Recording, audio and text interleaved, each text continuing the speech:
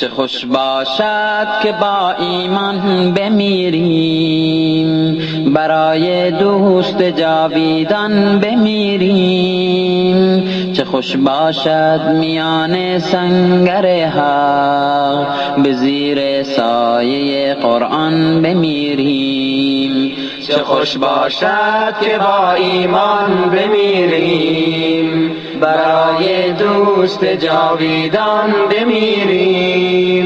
چه خوش باشد میان سنگر حق، به زیر سایه قرآن بمیریم. چه خوش باشد که چون صدیق اکبر، به راستی در ره ایمان بمیریم. چه خوش باشد عمرگونه به محراب، درون خانه رحمان بمیریم. چه خوش باشد که با ایمان بمیریم، برای دوست جاویدان بمیریم. چه خوش باشد میان سنگر حق، به زیر سایه قرآن بمیریم. چه خوش باشد که چون عثمان مظلوم، به وقت خواندن قرآن بمیریم. چه خوش باشد علی گونه به مسجد، به زیر تیغ نااهلان بمیریم. چه خوش باشد که با ایمان بمیریم، برای دوست جاویدان بمیریم.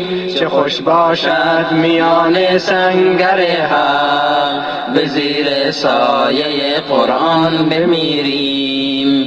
چه خوش باشد که چون صدیق اکبر، به راستی در ره ایمان بمیریم. چه خوش باشد عمرگونه به محراب، درون خانه رحمان بمیریم. چه خوش باشد که با ایمان بمیریم، برای دوست جاویدان بمیریم.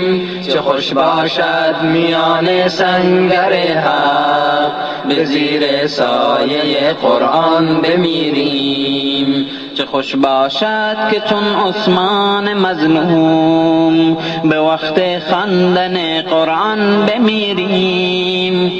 چه خوش باشد علی گونه به مسجد، به زیر تیغ نااهلان بمیریم. چه خوش باشد که با ایمان بمیریم، برای دوست جاویدان بمیریم. چه خوش باشد میان سنگر حق، به زیر سایه قرآن بمیریم. چه خوش باشد که چون بوذر و سلمان، برای خالق یزدان بمیریم.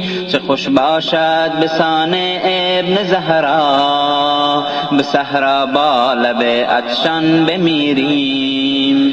چه خوش باشد که با ایمان بمیریم، برای دوست جاویدان بمیریم. چه خوش باشد میان سنگر حق، به زیر سایه قرآن بمیریم.